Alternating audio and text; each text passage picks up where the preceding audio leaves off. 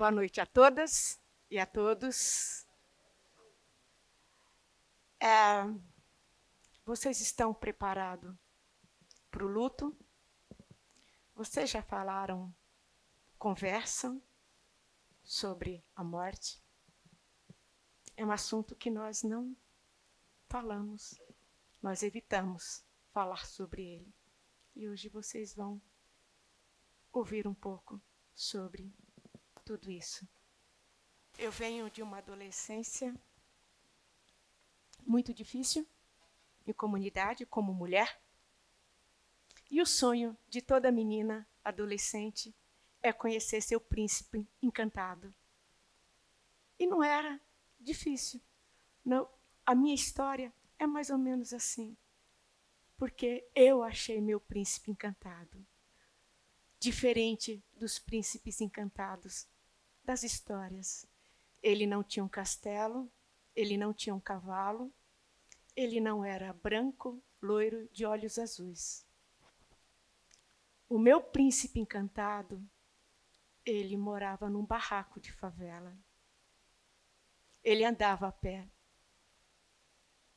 Ele era negro e olhos castanhos. Eu me apaixonei pelaquele jovem, porque ele era um atleta, ele jogava futebol, ele era capoeira. E a nossa amizade começou nos finais de semana, eu ia correr e ele aproveitava e ia correr comigo. Pouco tempo depois, começamos a namorar e realizamos o nosso grande sonho, casamos. Fomos viver na casa da mãe dele. Pouco tempo depois, nós compramos um barraquinho lindo, maravilhoso, e tinha flores lá dentro. E como todo casal, vem o sonho de ter o seu primeiro filho. E ele foi planejado com o amor do mundo. E eu tive esse filho tão sonhado, que toda mulher, quando casa, quer ter um. E esse sonho foi incrível, foi os momentos de muita felicidade para mim. Nessa época, o meu marido ficou desempregado, na década de 80, e ele tinha uma grande preocupação. Todas as vezes que ele saía de casa, ele pegava a carteira profissional e colocava no bolso, porque era uma época em que todos os homens da comunidade, ele tinha que provar que ele era uma pessoa decente. E para ser decente numa comunidade, no Capão Redondo, naquela época, tinha que ter uma carteira profissional e registrada. Mas mesmo desempregado, ele colocava aquela carteira e um dia ele saiu para trabalhar de pedreiro. Ele perdeu o último ônibus e veio de Santo Amaro até o Jardim Ângela a pé. Já era muito tarde. Logo depois, eu fiquei, não dormi, fiquei acordada esperando ele chegar. Eu ouvi uns tiros e a minha vizinha me chamou. Corri até a rua. Chegando lá, o corpo do meu marido estava estendido no asfalto, já coberto de jornal. Nesse momento, o policial falou que ele era suspeito e ele fugiu, por isso que ele foi alvejado. Era uma época muito difícil, não podia falar nada. A voz do policial era uma época que a gente tinha medo do policial. A gente não conversava, não tinha diálogo. A gente estava lá somente para ouvir o que ele dizia e a gente tinha que aceitar. Quando foi, no dia seguinte, que eu fui para o ML, meu marido não tinha sido alvejado pelas costas. Ele tinha levado vários tiros no peito. Ele foi morto a queima-roupa. Que poder eu tinha para fazer alguma coisa? E eu enterrei o meu marido com um filho pequeno para criar e sem ajuda de ninguém. Venci essa batalha, criei meu filho, tempos depois eu casei, hoje eu tenho um casal de filhos. E o tempo passou, meu filho, como pai, quis ser um atleta, jogador de futebol e também gostava de capoeira. E o meu filho também gostava de correr comigo. ao meu lado nos finais de semana. Isso me trazia boas lembranças de um passado que marcou profundamente a minha vida. E o meu filho sonhava em ser jogador de futebol, como as histórias que vocês contaram aqui. É muito natural. Meninos de comunidade querer ser jogador de futebol. Até de classe média alta, eu conheço alguns. E aí, meu filho foi jogar num grande time. E aí, por alguns motivos, não deu certo, porque a gente resolveu fazer a coisa certa. E o clube pediu que a gente fizesse algumas irregularidades e eu não aceitei. E aí meu filho foi trabalhar normalmente. Meu filho tinha uma empresa de motoboy, tinha moto e sempre saía pelas ruas. E nesse tempo a gente fazia tantos planos, do sonho de ser jogador de futebol, de ter o patrocínio de uma grande marca, de dar uma vida melhor para a mãe, para a família, da gente sair de um barraco de favela, de ter uma moradia digna. Todos esses sonhos que mulheres simples de comunidade tinham, era o que nós fazíamos. E, nesse meio tempo, eu fundei a ONG Projeto Vida Corrida. Trabalhava com mulheres da comunidade, oferecendo esporte, algo que eu fiz minha vida inteira, atletismo, que era uma grande novidade, porque em comunidades mulheres não corriam naquela época. E o meu filho me pedia para que eu atendesse as crianças da comunidade, porque algumas crianças estavam se perdendo, fazendo pequenos favores, pequenas entregas. Aquelas pequenas entregas, na cabeça dele, eram um passo para começar a usar, para cometer pequenos delitos, e o futuro a Deus pertence. Na época não tínhamos céus, tinha pouquíssimas ONGs que faziam atendimento para jovens. E no dia 6 de setembro, meu filho já casado, veio em casa comemorar o aniversário da minha mãe, da avó dele. E aquela noite foi uma noite incrível. Foi uma noite que eu falei assim, ele está inspirado, ele está apaixonado. Ainda falava assim, você viu o passarinho verde? Ele chegou e abraçando todo mundo, dizendo que amava, eu te amo. E a vida inteira, ele nunca foi assim, de expressar os sentimentos. Ele sempre ouvia, eu te amo, meu filho. Ele também te amo, mãe. Sempre dele era eu te amo. E aquele dia, ele se apaziguou com toda a família, demonstrou todo o seu amor, todo o seu carinho, pressentindo que algo iria acontecer. Quando terminou a festa, ele saiu, poucos segundos ele voltou. E aí ele falou assim, mãe, vamos tirar uma foto para a senhora guardar para a eternidade. Porque você só tira foto, a gente tinha uma maquininha simples, e eu sempre tirava foto deles, não tinha essa coisa de selfie, não tínhamos celular na época.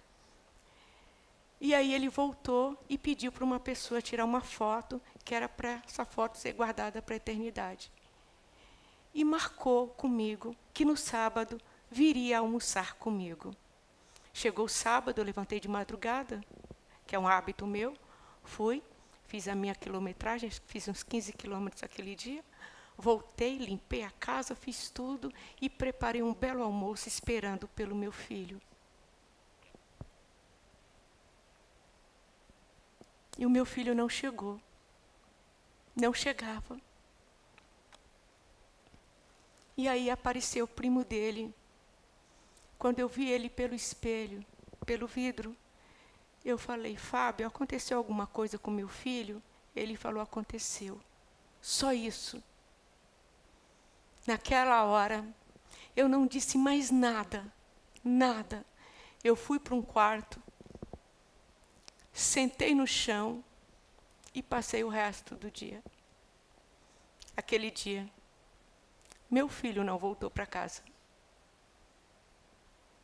O ciclo natural da vida não aconteceu. Que seria meu filho me enterrar. Eu enterrei o meu filho. Meu mundo desabou, desmoronou. E aquele dia foi um misto de todos os sentimentos imagináveis que vocês possam pensar que passa na cabeça de uma mãe que perde um filho. Eu comecei a odiar, eu queria matar, eu queria trucidar todo mundo que tivesse na minha frente, porque meu bem mais precioso, eu tinha que enterrá-lo. E quando eu enterrei meu filho, eu prometi para mim mesma, saindo daquele cemitério, que eu tinha que reescrever a minha história. Não sabia como, mas eu só sabia que eu tinha essa vontade. Na época existia um jornal que se chamava Notícias Populares. A gente dizia que se espremesse, ele sairia sangue. E por 2 vezes, o nome da minha família, de pessoas íntegras, pessoas honestas, estava naquele jornal de página policial. E nesse processo de luto, pouco tempo depois, fui chamado na delegacia, que descobriram quem é que tinha assassinado o meu filho.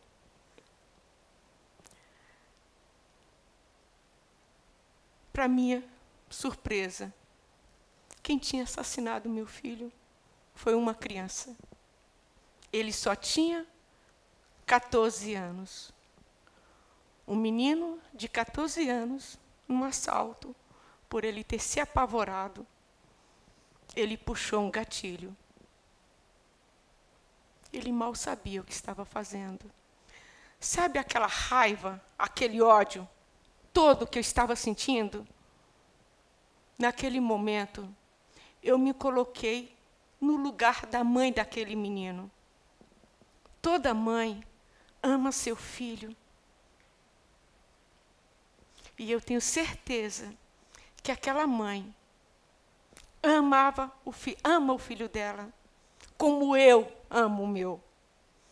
E se eu tivesse o poder, a magia, de que mais nenhuma mãe no mundo sentisse a dor, a falta que eu sentia, eu fazia essa mágica. Mas eu não tenho esse poder. E aí que eu tomei uma grande decisão na minha vida, sem pensar, porque isso ia me custar muita dificuldade financeira. Eu decidi atender as crianças da comunidade, porque vi uma grande vontade de mudar aquela realidade. Até quando os nossos jovens iriam morrer? E eu ainda tinha um filho homem. E eu protegi tanto, tanto, que um dia ele vai dar esse relato. O que aconteceu de toda essa superproteção que eu dei para ele, para o meu segundo filho. E aí eu comecei a atender as crianças da comunidade. Tive que abdicar metade do meu salário, porque eu ia trabalhar menos, para poder atender as crianças da comunidade. Foram 10 anos investindo tudo que eu tinha, tudo que eu ganhei num projeto que eu acreditava. E que ninguém se preocupava em ajudar. E nem eu sabia, tinha mecanismo de como fazer isso. 10 anos depois, eu fui assistir uma palestra e estava falando de um prêmio. Eu escrevi nesse prêmio. Nunca tinha escrito nada, ainda era na época do Orkut. Aprendi a mexer com mídias sociais e tudo, e, para nossa surpresa, nós ganhamos o primeiro prêmio. Game Changers, Mulheres Virando o Jogo no Esporte. E o Vida Corrida foi eleito o melhor projeto social de inclusão de meninas e mulheres, porque o público maior do Vida Corrida era de meninas e mulheres.